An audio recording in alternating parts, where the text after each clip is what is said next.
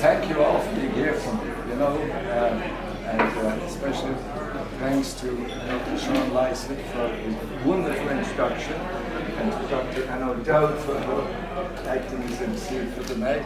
But most of all, you know, I thank everybody that's here. It's great to have such friends. Remember yesterday morning, Margaret said to me, "What if nobody turns up?" And the adrenaline ran from there to there. But being positive, I knew I was. And then later in the day, she said to me, "You need a haircut." And I said, "No, poets have their hair long, you know." And I said, "I might even manage a ponytail." So it wasn't that big. But talking about poetry anyhow, I use poetry over the years as a bit of a therapy. If I feel strong about something, I write about it. And it's a bit of a therapy for me. Instead of writing a letter to the paper, I just pen a poem and send a poem instead, you know? And I think you can get the message across a lot stronger. But writing poetry as well, and as Sean would understand, when I have something heavy in my mind, like I'm going to give out about the politics or something, and I start rhyming the word, and when I hit the right word, my God, it's a buzz, you know. It's a buzz. Every time I hit that right word, and as I go through the giving out, as it were, by the end of the poem, I'm feeling great. And in doing that, I used to send our poem to the Mayo News, and they printed it. And I remember one time in Joe Radio, a friend was launching a book in in Westport, and I went to get his book, you see, and he wrote down to a fellow poet, and I said, "Oh my God, I'm a poet." And then I sent my poems to Sean, and I got this wonderful, you know, comparing me with poets and monsters. I said, "Oh my God," you know. And thank you, Sean, for that. It really spurred my spirit and enthusiasm to keep going and maybe come up with another book. I'll catch up on you one of these days. But thank you all as well for recording this. So just looking, I won't keep book more going. I'll just read a few of the short poems that struck me and that I had to give out about at the time. Now this is a poem I wrote in 2003. This was in 2003 after there was a small boom, and then things got well again, and before the big boom.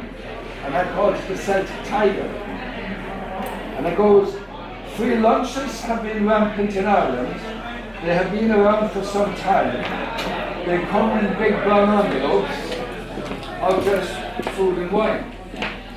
Oliver Goldsmith said there was no meal as sweet as that for which you do not pay.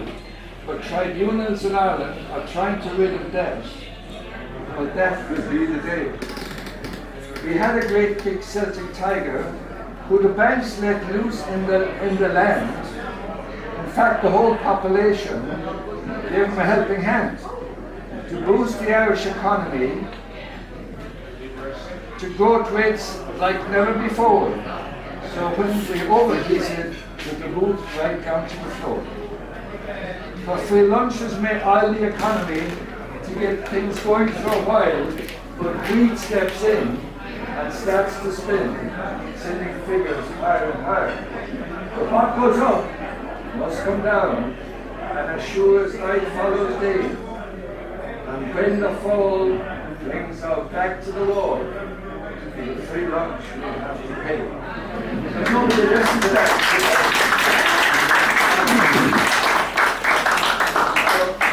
Another one, I was reading the articles in the paper. I was reading articles in the paper about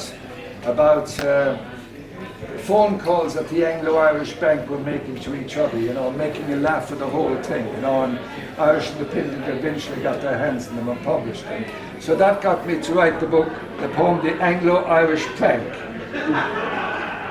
Bow and Fitzgerald were drumming it up on the Anglo-Irish phone on how to trick the government out of billions of euro galore. feed them a deficit of 7 billions and get them into the skin. So then they could really take them for a multi-million spin. And that's where he got the 7 billion. The answer he gave was a farce, as he told his fellow manager, I pulled it out of my ass. To the tune of Deutschland, Deutschland, jumps it up the plank so that they all could be laughing all the way to the bank. Might be laughing now.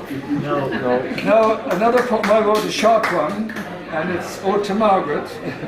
And it's, you know, when people come together in the beginning, there's love and everybody, love is blind, they say. But after living for a while we're together in all marriages, you know, in all relationships, they begin to notice the little idiosyncrasies on both sides. So that's time for change on both sides. So I wrote this: love is strange, love means change, by you for me, and by me for you, for all to see that you love me and I love you. Love grows and shows the world that my love for you and yours for me is shown by willingness to change each other, for each other, constantly, always, forever.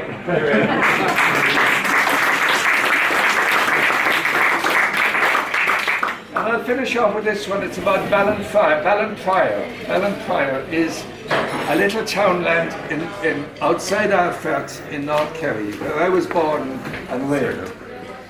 And I have great memories of it. You know, I remember as a young fella down there, we had a shop out the country. And I was a bit spoiled as a young fella, you know, because I could get chocolate and biscuits and everything I did.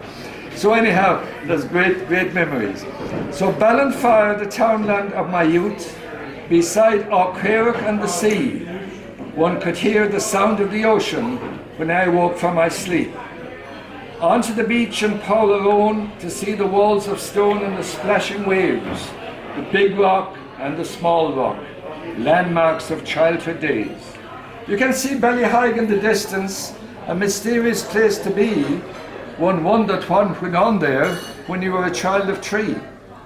And if one takes the other direction and go past Lawless Cross and on, you are now in Ballymaquin, the place of Nan and Pat and John. And Nan's house there is always a welcome, with griddled bread and tea. I remember nights beholding there, just my dad and me.